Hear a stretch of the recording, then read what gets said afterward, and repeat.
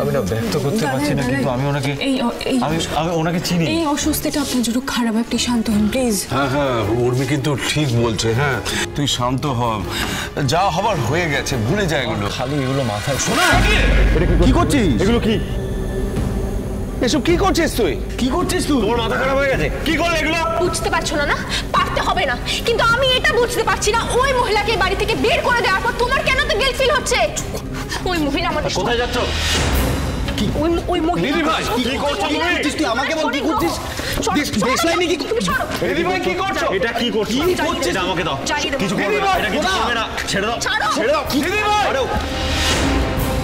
এটা কি করলে? কি করছিস? আমার মাথা খারাপ হয়ে গেছে। চালিয়ে দে বলছি। আরে অনেক যেতে পারতো। ইউ ইডিয়েট, তুমি বোকা, বোঝো না তোমার নিজের শরীর পুড়ে যাচ্ছে।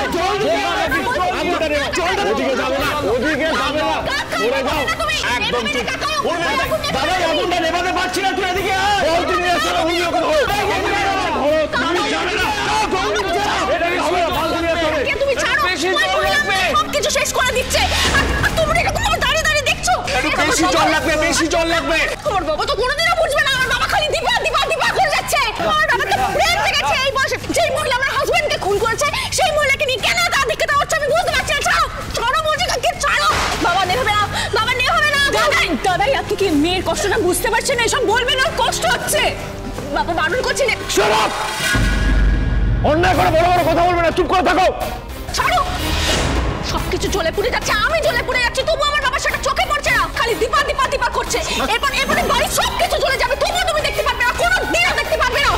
দিদি ভাই, তোর বাবার দিকটা একটু বোঝ, একটু শান্ত হ, ও যে অসুস্থ। দাদাই, আপনি আপনার মেয়ের কষ্টটা কোনোদিনও বুঝতে পারবেন না। সব জ্বলে পুড়ে যাওয়ার পর তারপর বুঝবেন। আচ্ছা, কত বড় বিপদ হতে পারতো বলুন তো।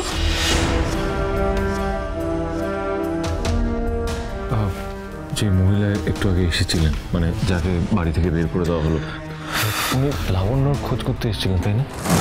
ইস, ডায়েরিটা এবার দিতেই হবে।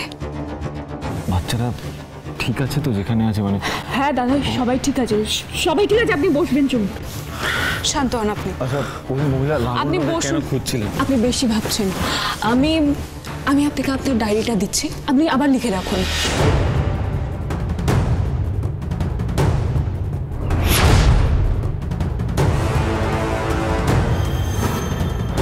আবার সেই ডায়েরি?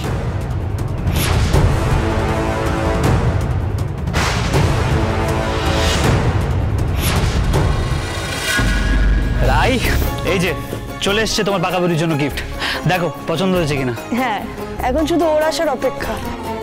কিন্তু মা কখন আসবে? দীপা, মা, পাকা বুড়ি কোথায়? পারলাম না, আমি লাবণ্যকে ফিরিয়ে আনতে পারলাম না। মানে? ওই বাড়িতে নেই, উর্মি ওকে অন্য কোথাও পাঠিয়ে দিয়েছে, জানিস? অন্য কোথাও মানে? তুমি সেটা জানলে না? কোথায়? আমি কি করে জানবো? ওই বাড়িতে কেউ আমার পক্ষে নেই, কেউ না। অনুরাগের ছোঁয়া, সোম থেকে রবি প্রতিদিন রাত 9:30টায় স্টার জলসায় ও জিও হটস্টারে।